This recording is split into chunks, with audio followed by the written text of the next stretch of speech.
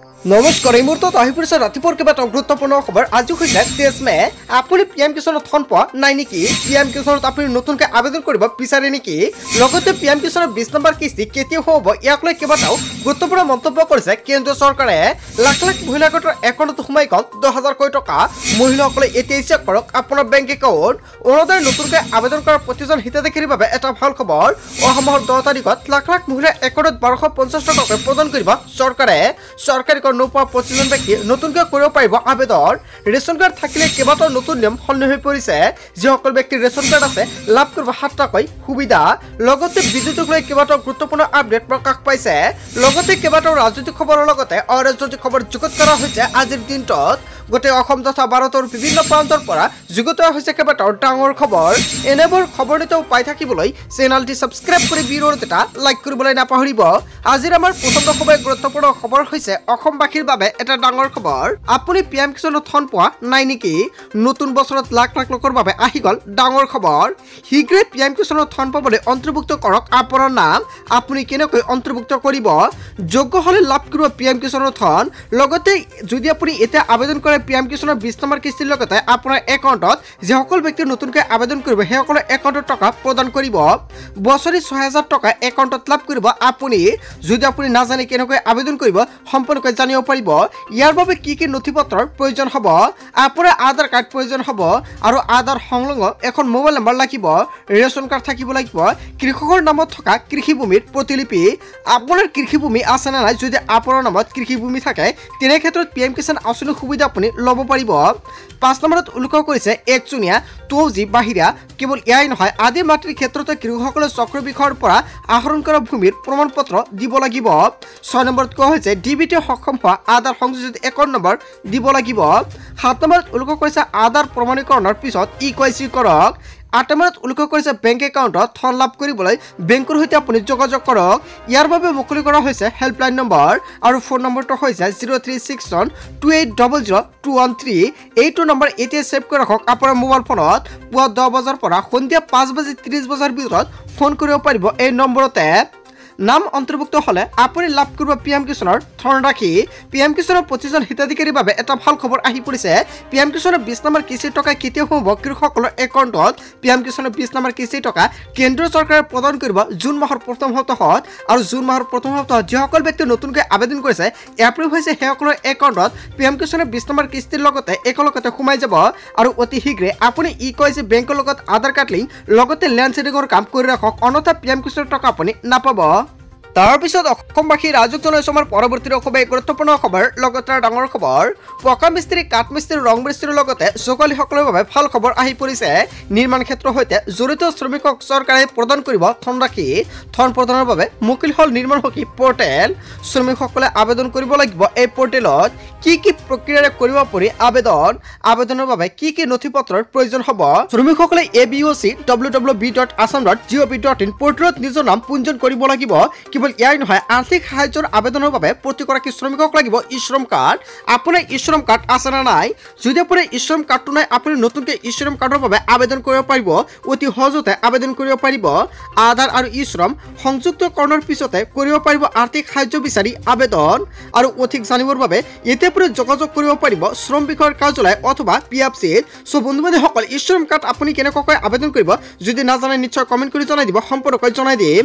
তাৰপিছত অসমবাসী ৰাজক জনাইছো আমাৰ পৰৱৰ্তী খুবেই গুৰুত্বপূৰ্ণ খবৰ। লগতে ডাঙৰ খবৰ, চৰকাৰী কৰ নোপোৱা লাখ লাখ লোকৰ বাবে আকৌ আহিল ডাঙৰ খবৰ। নতুনকৈ 3,88,000 লোকে পাব চৰকাৰী কৰ।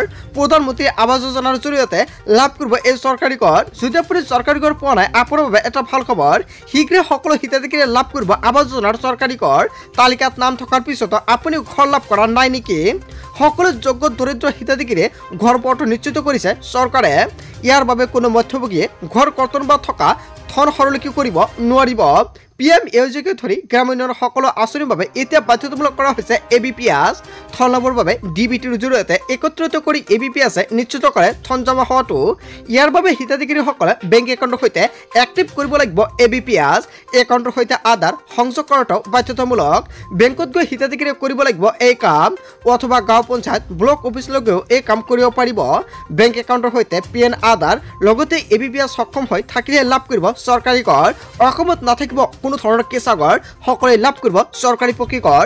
যদি আপুনি এতিয়ালৈকে জিঅ' টেকিং কৰা নাই অতি শীঘ্ৰে জিঅ' টেকিং কৰক। জিঅ' টেকিং কৰা শেষ সময়সীমা হৈছে 25 তাৰিখ। 25 তাৰিখৰ পূৰ্বে কৰিব লাগিব জিঅ' টেকিং, অন্যথা কিন্তু পিছত আপুনি চৰকাৰী কৰাৰ সুবিধা নাপাব। যদি কোনো যোগ্য হিতাধিকাৰীৰ ঘৰ পোৱা নাই তেনে ক্ষেত্ৰত কি কৰিব, কোন কোন যোগ্য হিতাধিকাৰীয়ে লাভ কৰিব চৰকাৰী ঘৰ।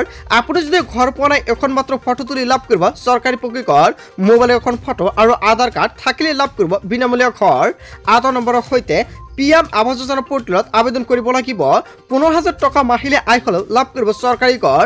দুচকীয়া বাহন যদি ঘৰত আপোনাৰ 2টা বা 3টা থাকে তথাপি আপুনি চৰকাৰী ঘৰৰ সুবিধা লাভ কৰিব। 5 একৰ পৰ্যন্ত মাটি থাকিলেও লাভ কৰিব বিনামূলীয়া ঘৰ। অৰুণোদয় বৃদ্ধ পেঞ্চন আঁচনিক লৈ কেইবাটাও গুৰুত্বপূৰ্ণ মন্তব্য কৰিছে চৰকাৰে।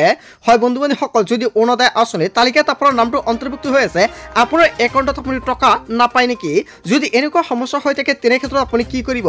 চৰকাৰে এই সময় আঁচনিৰ বাবে ব্যয় কৰিছে 387 কোটিতকৈ অধিক টকা। চৰকাৰে মুকলি কৰিছে হেল্পলাইন নম্বৰ। যদি তালিকাত আপোনাৰ নামটো অন্তৰ্ভুক্ত হৈ আছে আৰু আপুনি টকা নাপায় তেনে ক্ষেত্ৰত আপুনি দিব পাৰিব অভিযোগ। লিখি লওক এইটো হেল্পলাইন নম্বৰ 0361223705। এইটো নম্বৰ এতিয়া ছেভ কৰি ৰাখক আপোনাৰ মোবাইল ফোনত। কোনকেইটা আঁচনিৰ টকা নাপালে আপুনি দিব পাৰিব অভিযোগ সম্পূৰ্ণকৈ চৰকাৰে উল্লেখ কৰিছে। নতুনকৈ যদি অৰুণোদয় আঁচনি আপুনি আবেদন কৰিছে তেনে ক্ষেত্ৰত আপোনাৰ একাউণ্টত নিশ্চয় অহা মাহত আপোনাৰ একাউণ্টত 15,000 টকা জমা হ'ব। অৰুণোদয় 3.0 নতুন তালিকা প্ৰকাশ পাইছে। এতিয়া পঞ্চায়তকৈ যোগাযোগ কৰি আপুনি তালিকাত চাওক আপোনাৰ নাম আছে না নাই। প্ৰতিগৰাকী হিতাধিকাৰীৰ একাউণ্টত ধন জমা হোৱাটো নিশ্চিত কৰিছে। বৃদ্ধ পেঞ্চন লাভ কৰা হিতাধিকাৰীৰ একাউণ্টত জমা হৈছে টকা। দিব্যাংগ শ্ৰেণীৰ ধনত জমা হয় আপোনাৰ একাউণ্টত। ডিবিটিৰ যোগে প্ৰতিগৰাকী হিতাধিকাৰীৰ একাউণ্টত টকা কিন্তু চৰকাৰে প্ৰদান কৰে। যদি এইকেইটা আঁচনিৰ টকা আপুনি নাপায় বা আগতে পাইছিলে এতিয়া আপোনাৰ টকাটো নাপায় তেনে ক্ষেত্ৰত দিব পাৰিব অভিযোগ। তাৰ বাবে চৰকাৰে টোল ফ্ৰী নম্বৰ মুকলি কৰিছে।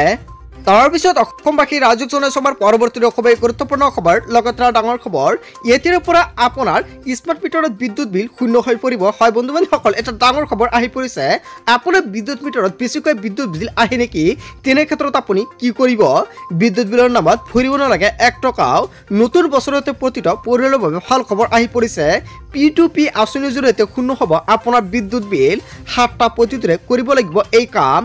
প্ৰথমতে প্ৰধানমন্ত্ৰী সূৰ্যকাৰ উপভোক্তাই ট্ৰেডিং প্লেটফৰ্মত পঞ্জীয়ন কৰিব লাগিব। পঞ্জীয়ন কৰাৰ পিছত ক্ৰেতাসকলৰ বাবে অতিৰিক্ত সৌৰ ইউনিট উপলব্ধ কৰিবলৈ সন্মতি আগবঢ়াব লাগিব। দ্বিতীয়তে বিক্ৰেতাই বিক্ৰীৰ বাবে উপলব্ধ হোৱাকৈ অতিৰিক্ত ইউনিট আগবঢ়াব। তৃতীয়তে ক্ৰেতাসকলে ক্ৰয়ৰ বাবে নিৰ্দিষ্ট প্লেটফৰ্মত পঞ্জীয়ন কৰিব লাগিব।